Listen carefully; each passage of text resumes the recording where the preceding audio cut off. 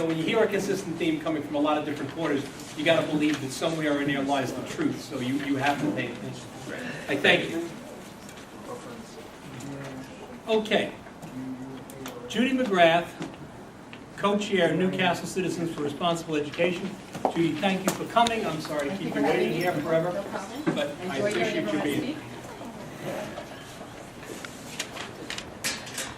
Thank you very much for having me this evening, and I'm going to present maybe a slightly different take on the education issue. My name is Judy McGrath, and I'm a member of Newcastle Citizens for Responsible Education.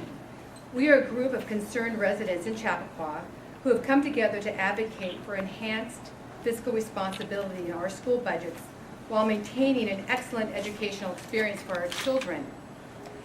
As someone has said before you can solve a problem, you first have to recognize you have a problem.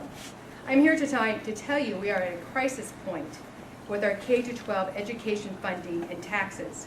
Due to public sector union benefits and state mandates, school boards are not able to control their expenses, and school tax rates are on an unsustainable trajectory.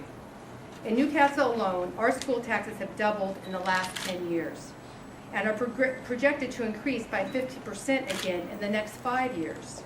These tax increases continue to put pressure on residents, resulting in many no longer being able to reside in our community, especially once they retire. We are in a cycle of rising taxes that cannot go on. We cannot continue to increase taxes on citizens who already live in the highest tax county in the nation. We believe that Governor Cuomo has recognized these education issues in his current budget plan and offer him support in eliminating mandates and reducing spending. In addressing education specifically in his budget, we believe he understands that we need to make education about performance. Currently, in the New York State education system, there is not a reward for performance. All districts receive state money by a formula, and performance is not taken into account. For example, our school district receives only about 5% of its funding from the state. We need to get rid of bloat, waste, and inefficiency in our education system by placing the interests of the students ahead of the interests of those special interests and unions. Our group supports Governor Cuomo's efforts for mandate relief.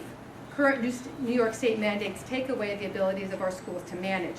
We support the mandate relief redesign team.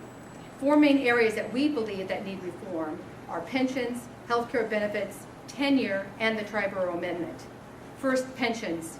The current pension system is unsustainable and needs to be designed.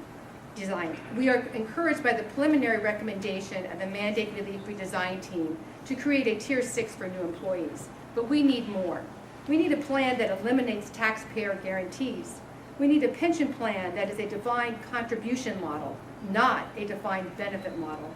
We need a plan with higher employee contributions and with employees making contributions for every year they work. Stipends and overtime should not be included in retirement benefit calculations. The current pension plan assumes an annual investment growth rate of return of more than 8% on pension investments, with taxpayers being responsible to make up any shortfalls. Teachers make 3% annual contributions for 10 years and then retire after 30 years with a guaranteed benefit. In addition, all New York State public employees do not pay New York State or local taxes on retirement payments they receive. This is hundreds of millions of dollars in lost revenue every year to the state. The current pension model is simply unsustainable. In the last few years, because of shortfalls in the market performance and lower amounts of contributions from teachers, school districts have had large increases in their pension contribution payments. These increases are projected to continue. For example, the pension cost for the Chappaqua School District for next year will increase by 29% for teachers and 39% for non-instructional staff. Increases of this magnitude crowd out the ability for schools to spend money on educational programs for their students. Retiree health care benefits are another unfunded mandate that must be reformed. Currently, health care benefits for teachers, when they retire, remain at the same level as when they were active. Taxpayers must pay health care premiums until the teacher reaches Medicare age. However, at the time of switching to Medicare, taxpayers must still pay for insurance that picks up co-payments and expenses not covered by Medicare. Our school district alone currently has $87 million in unfunded liabilities for employee health care costs, and this amount is growing rapidly.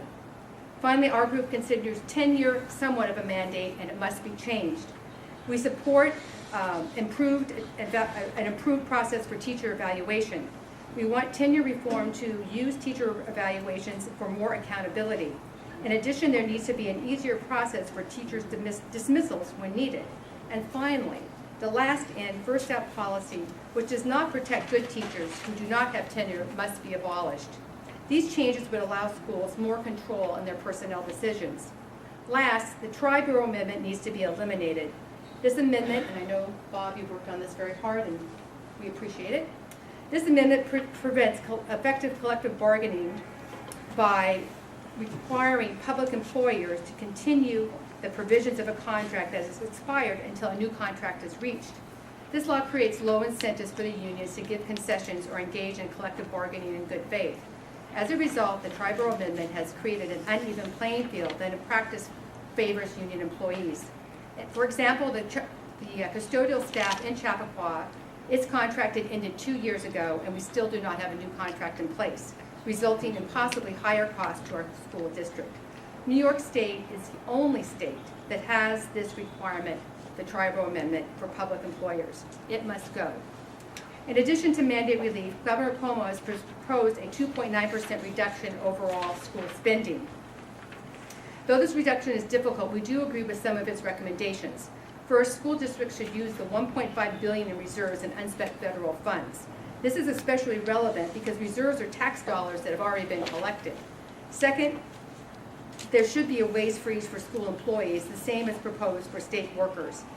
This would save for our school district $3.3 million for the next year. Third, Governor Cuomo has recommended that school district employees make the same health care contributions as state employees, 10% for individuals and 25% for families. In conclusion, Newcastle Citizens for Responsible Education believes that we are at a crisis point with education spending and taxes. Over the past few years, as costs have escalated, school boards have attempted to keep tax increases low by using the short-term tactics of eliminating staff or cutting costs wherever possible. However, this approach can only go so long before the quality of our education suffers. We are encouraged by Governor Cuomo's efforts, especially for mandate relief. We cannot keep on kicking the problem down the road. Change is hard, as Governor Cuomo said in his speech at Manhattanville College, but we do not have another option. For the benefit of our state and quality of our education system, action is needed now.